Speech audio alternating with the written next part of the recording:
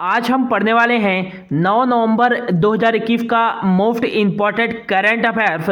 तो लास्ट तक बने रहिएगा और यदि अच्छा लगे तो चैनल को सब्सक्राइब जरूर कर लीजिएगा। तो चलिए स्टार्ट करते हैं। पहला क्वेश्चन है, हाल ही में किस राज्य की चंबा चप्पल, बुने हुए मोजे और दस्तानों को जीआई टैग दिया गया है? तो राइट आंसर हो जाएगा हिमाचल प्रदेश राज्य के चंबा चप्पल, बुने हुए मोजे और दस्तानों को जीआई टैग दिया गया है। बुने हुए मोजे और दस्ताने यह हिमाचल प्रदेश के लाहौल में बनाए जाते हैं, जिन्हें हाल ही में जीआई टैग दिया गया है। भारत में पहली बार जीआई टैग 2004-5 में दार्जिलिंग की चाय को दिया गया था। हिमाचल प्रदेश की दो राजधानियां हैं। पहली जो ग्रीष्मकालीन राजधानी है वो है शिमला, और यहाँ की जो शीतकालीन राजधानी है वो है धर्मशाला। हिमाचल प्रदेश के मुख्यमंत्री हैं जयराम ठाकुर, और यहाँ के गवर्नर हाल ही में बने हैं राजेंद्र विश्वनाथ। हिमाचल प्रदेश में ही स्थित है ग्रेट हिमालयन नेशनल पार्क और पिन वैली नेशनल पार्क, और next Kheerganga national park, Simbalwara national park और इंदर किला नेशनल पार्क। ये सभी नेशनल पार्क हिमाचल प्रदेश में ही स्थित है। रेणुका झील कहाँ स्थित है? तो ये हिमाचल प्रदेश में ही स्थित है। हींग की खेती शुरू करने वाला भारत का पहला राज्य कौन सा है? तो ये हिमाचल प्रदेश ही है। और नेक्स्ट, दालचीनी की खेती शुरू करने वाला भारत का पहला राज्य कौन सा है? तो हिमाचल प्रदेश ही है। और भारत का पहला मौक फल खेती शुरू करने वाला पहला राज्य यह हिमाचल प्रदेश ही है।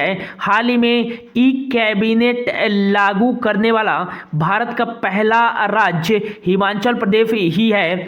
ई परिवहन सेवाएं प्रदान करने वाला भारत का पहला राज्य हिमाचल प्रदेश ही है। जल स्रोतों को पुनर्जीवित रखने के लिए पर्वत धारा योजना की शुरुआत किस राज्य ने की है? तो हिमाचल प्रदेश ने ही की है। योग्य आबादी का 100% टीकाकरण करने वाला कोविड-19 का पहला भारतीय राज्य कौन सा है? तो ये हिमाचल प्रदेश ही है। आयुष घर द्वार कार्यक्रम की शुरुआत हिमाचल प्रदेश ने ही की है। और मुख्यमंत्री सेवा संकल्प हेल्पलाइन कोविड-19 यह हेल्पलाइन है, इसकी शुरुआत हिमाचल प्रदेश राज्य सरकार ने ही की है। अगला क्वेश्चन है, हाल ही में किस राज्य सरकार ने प्राइवेट सेक्टर की नौकरियों में स्थानीय लोगों को 75% आरक्षण देने की अधिसूचना जारी की है?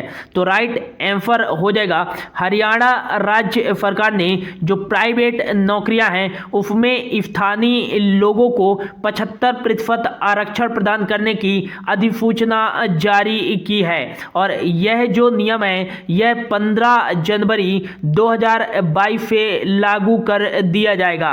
हरियाणा की जो राजधानी है वो है चंडीगढ़, और हरियाणा के मुख्यमंत्री हैं मनोहर लाल खट्टर, और यहाँ के हाल ही में गवर्नर बनाए गए हैं बंडारू दत्तात्रेय को। नेक्स्ट, सुल्तानपुर नेशनल पार्क और कालेश्वर नेशनल पार्क ये कहाँ स्थित है? तो हरियाणा में ही स्थित है। और हाल ही में भारत का पहला ग्रेन एटीएम कहाँ स्थापित किया गया है? तो ये हरियाणा में ही स्थापित किया गया है। और भारत का पहला जो हेली हब बनाया जाएगा वो कहाँ बनाया जाएगा? तो ये हरियाणा के गुरुग्राम में बनाया जाएगा। नेक्स्ट, हाल ही में पंडित दीनदयाल उपाध्याय जी की 105वीं जयंती के अवसर पर समर्पण पोर्टल की शुरुआत हरियाणा राज्य सरकार ने ही की है। और हुनर ऐप की शुरुआत हरियाणा राज्य सरकार ने ही की है। भावांतर भरपाई योजना की शुरुआत हरियाणा राज्य सरकार ने ही किया है। प्राण वायु देवता पेंशन योजना, प्राण वायु देवता पेंशन योजना की शुरुआत हरियाणा राज्य सरकार ने ही की है। और प्रधानमंत्री कुसुम योजना के तहत सर्वाधिक सौर पंप लगाने वाला भारत का पहला राज्य कौन सा है? तो ये हरियाणा ही है, इसको भी याद रखिएगा। अगला क्वेश्चन है, हाल ही में अंतरिक्ष में चहलकदमी करने वाली चीन की पहली महिला अंतरिक्ष यात्री कौन बन गई हैं? तो राइट आंसर हो जाएगा वांग यापिंग। अंतरिक्ष में चहलकदमी करने वाली चीन की पहली महिला अंतरिक्ष यात्री बन गई हैं वांग यापिंग। अब चीन की पहली महिला अंतरिक्ष यात्री बनी है तो चीन की जो राजधानी है वो है बीजिंग और रेन मिनवी यहाँ कैरेम्फी चलती है और यहाँ के प्रेसिडेंट हैं शी जिनपिंग।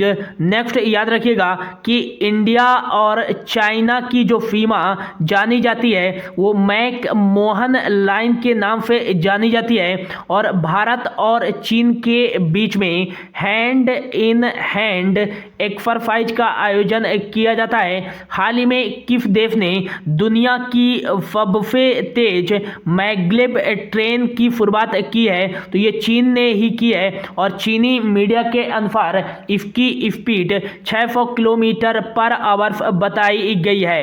हाल ही में सिंथेटिक कैनबिनाइड्स को बैन करने वाला दुनिया का पहला देश कौन सा बना है? तो ये चीन ही बना है। और हाल ही में किस देश ने अपना पहला सौर अन्वेषण उपग्रह लॉन्च किया है? तो ये चीन ने ही लॉन्च किया है। और हाल ही में किस देश ने क्रिप्टो करेंसी के बिटकॉइंस को अवैध घोषित करके उस पर प्रतिबंध लगा दिया है? तो ये चीन ने ही लगाया है। और हाल ही में जो एक कंपनी है याहू कंपनी ने किस देश में अपना व्यापार बंद कर दिया है? तो ये चीन में अपना व्यापार बंद कर दिया है। 3 चाइल्ड पॉलिसी किस देश ने लॉन्च की है? तो ये 3 चाइल्ड पॉलिसी चाइना ने ही लॉन्च की है। अगला क्वेश्चन है, हाल ही में विश्व रेडियोग्राफी दिवस कब बनाया गया है?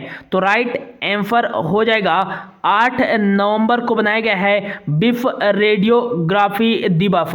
8 नवंबर 1985 को विल्हेम कॉनराड जी के द्वारा एक्स किरणों की खोज की गई थी और इसी के अवसर पर प्रतिवर्ष 8 नवंबर को विश्व रेडियोग्राफी दिवस बनाया जाता है। पहली बार यह 2012 में बनाया गया था विश्व रेडियोग्राफी दिवस। अब यह नवंबर माह का इंपॉर्टेंट डेज है, तो अब तक नवंबर में जो भी इंपॉर्टेंट डेज बनाए गए हैं उनके बारे में देख लेते हैं। तो 1 नवंबर को मणिपुर राज्य सरकार के द्वारा 73वां सूचना एवं जनसंपर्क दिवस बनाया गया है और 1 नवंबर को ही बनाया गया है वर्ल्ड वेगन डे और 2 नवंबर को बनाया गया है राष्ट्रीय आयुर्वेद दिवस और 3 नवंबर को बनाया गया है अंतर्राष्ट्रीय एक स्वास्थ्य दिवस और 5 नवंबर को बनाया गया है विश्व सुनामी जागरूकता दिवस। और अगला जो है 7 नवंबर को बनाया गया है राष्ट्रीय कैंसर जागरूकता दिवस और 7 नवंबर को ही बनाया गया है शिशु संरक्षण दिवस, ये याद रखिएगा। और अब 8 नवंबर को बनाया गया है विश्व रेडियोग्राफी दिवस और 8 नवंबर को एक और डे बनाया जाता है जिसका नाम है विश्व शहरीकरण दिवस, ये भी याद रखिएगा। अगला क्वेश्चन है, हाल ही में भारत के 71वें ग्रैंड मास्टर कौन बने हैं? तो राइट आंसर हो जाएगा संकल्प गुप्ता। भारत के 71वें शतरंज ग्रैंड मास्टर बन गए हैं। भारत के 17वें नंबर के ग्रैंड मास्टर थे राजा सात्विक। और यदि पूछा जाए कि शतरंज के इतिहास में सबसे कम उम्र के ग्रैंड मास्टर कौन बने हैं हाल ही में, तो ये बने हैं अभिमन्यु मिश्रा। मात्र 12 साल 7 महीने और 50 दिन की आयु में शतरंज के इतिहास में सबसे कम उम्र के ग्रैंड मास्टर बने हैं अभिमन्यु मिश्रा, जो कि अमेरिका के न्यू जर्सी में रहते हैं। भारत के पहले शतरंज ग्रैंड मास्टर कौन बने थे? तो 1987 में भारत के पहले शतरंज ग्रैंड मास्टर बने थे विश्वनाथन आनंद।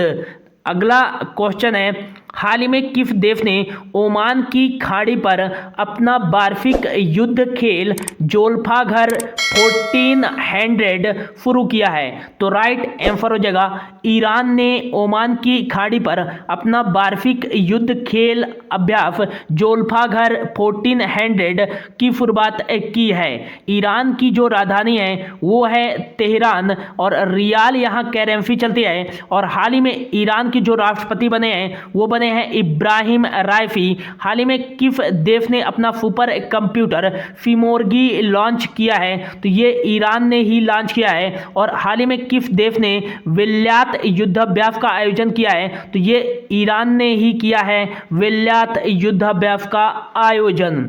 अगला क्वेश्चन है, हाल ही में T20 क्रिकेट में सबसे तेज 400 विकेट लेने वाले पहले गेंदबाज कौन बने हैं? तो राइट आंसर हो जाएगा अफगानिस्तान के गेंदबाज राशिद खान T20 क्रिकेट में सबसे तेज 400 विकेट लेने वाले पहले गेंदबाज बन गए हैं। इन्होंने अपने 289वें T20 मैच में 400 विकेट लिया है। और यदि पूछा जाए कि T20 क्रिकेट में सबसे पहले 400 विकेट लेने वाले गेंदबाज कौन बने हैं? तो ये बने हैं डेन ब्रावो, जो कि वेस्ट इंडीज के लिए खेलते हैं और हाल ही में इन्होंने संन्यास की भी घोषणा कर दी है। राशिद खान से ही याद रखेगा कि हाल ही में T20 इंटरनेशनल मैचों में सबसे तेज 100 विकेट लेने वाले दुनिया के पहले गेंदबाज कौन बने हैं? तो ये राशिद खान ही बने हैं। इन्होंने मात्र 53 मैचों में 100 विकेट लिया है और T20 इंटरनेशनल मैचों में सबसे तेज 100 विकेट लेने वाले दुनिया के पहले गेंदबाज बन गए हैं राशिद खान। नेक्स्ट याद रखिएगा कि 20 साल 350 दिनों की उम्र में क्रिकेट की कप्तानी करने वाले दुनिया के सबसे कम उम्र के कप्तान कौन बने हैं? तो ये बने हैं राशिद खान ही, ये भी याद रखिएगा। अगला क्वेश्चन है, हाल ही में मैक्सिको सिटी ग्रैंड प्रिक्स 2021 का खिताब किसने जीता है? तो राइट आंसर हो जाएगा मैक्स वर्स्टैपेन ने मैक्सिको सिटी ग्रैंड प्रिक्स 2021 का खिताब जीता है। और इसमें दूसरे नंबर पे जो थे वो थे लुइस हैमिल्टन। अगला क्वेश्चन है, हाल ही में लास्को में आयोजित world table tennis contender tournament में महिला युगल का खिताब किसने जीता है? तो राइट आंसर हो जाएगा उपयुक्त दोनों A and B. Manika Batra और अर्चना कामथ ने world table tennis contender tournament में महिला युगल का खिताब जीता है।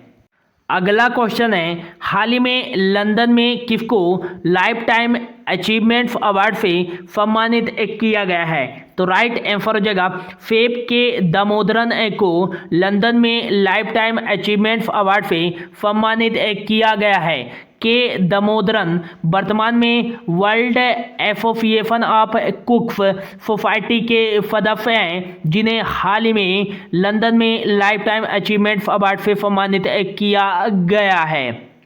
अगला क्वेश्चन है, हाल ही में NCLAT के अध्यक्ष के रूप में किसने कार्यभार संभाला है? तो राइट आंसर हो जाएगा अशोक भूषण, जो कि सुप्रीम कोर्ट के पूर्व न्यायाधीश हैं और इन्होंने ही नेशनल कंपनी लॉ अपीलेट्स ट्रिब्यूनल के अध्यक्ष के रूप में कार्यभार संभाला है अशोक भूषण ने।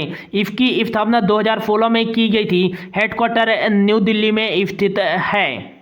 तो ये था दोस्तों आज का करंट अफेयर्स। होप आपको अच्छा लगा होगा। यदि अच्छा लगा होगा तो प्लीज़ चैनल को सब्सक्राइब जरूर कर लीजिएगा और वीडियो को शेयर जरूर कर दीजिएगा। Thank you so much for your watching.